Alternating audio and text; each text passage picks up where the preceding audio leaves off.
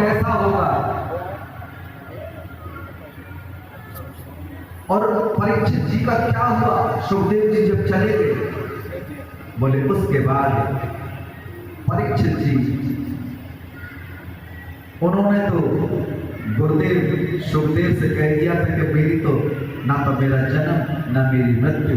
सुखदेव जी अंतर ध्यान हो गए। उसके बाद में परीक्षित जी समाधि में बैठे। आज 7वां दिन था और 7वें दिन तक्षक, तक्षक मतलब काल, तक्षक नाग मतलब काल आज आएगा, क्योंकि एक ज्ञानी महात्मा के पुत्र ने और शाप दिया हुआ है। परीक्षित जी समाधि में बैठे हुए हैं। परीक्षित जी के सपुत्र ने जन्मे जने बड़ी व्यवस्थाएं की है पिता की सुरक्षा की। तभी एक संत और आकर के कहने लगे, हम महाराज परीक्षित को गले में हार डालना चाहते हैं।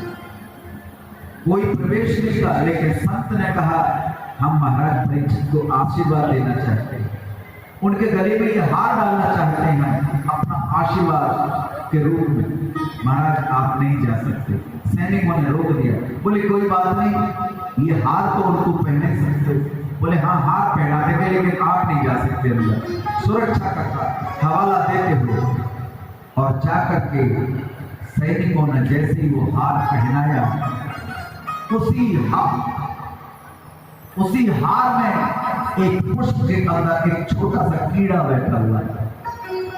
वही कीड़ा हुई है वही जो राम ने रच रखा, वही कीड़ा और विशाल एक तक्षक नाग का रूप लेकर और खड़ा हो गया सामने, और एक ही बार में अपना एक बार दर्श कर दिया। परीक्षित जी महाराज को दस दिया। परीक्षित महाराज तो समाधि में थे, प्राणायाम खींचा और कब के प्रभु के पास चले गए थे। शरीर रह गया था, शरीर वही जलकर भस्म हो गया। बोलो राधे राधे, बोलो गोविंद भगवान की जय। शौनक ऋषि सूत जी से कहने लगे, प्रभु उसके बाद क्या हुआ परीक्षित जी के बाद?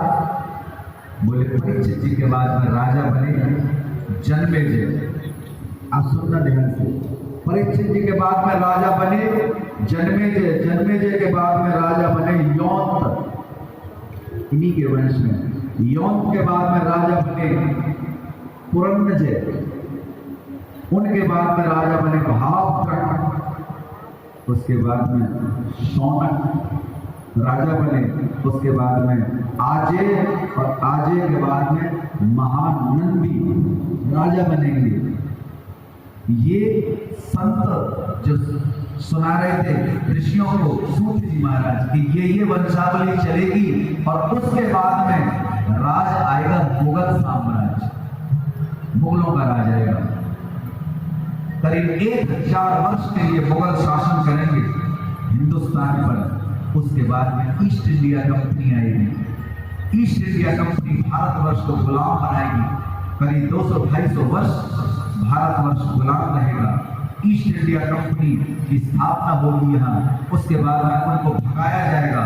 उसके बाद में मौनी राजाओं का राज्य होगा।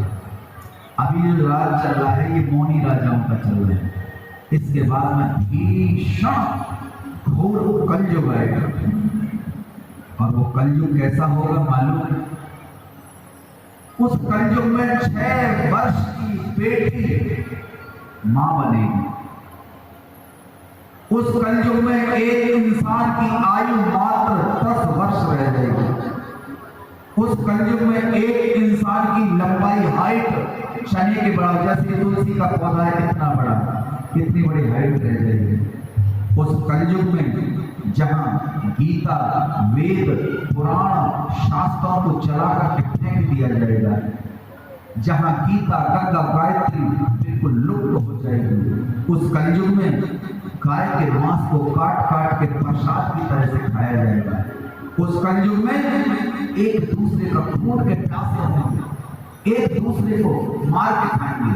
उस कलयुग में अपने अपनी बहन और अपनी माताओं के साथ में व्यभिचार किया जाएगा पुत्रों के द्वारा, उस कलयुग में कोई किसी का नहीं होगा।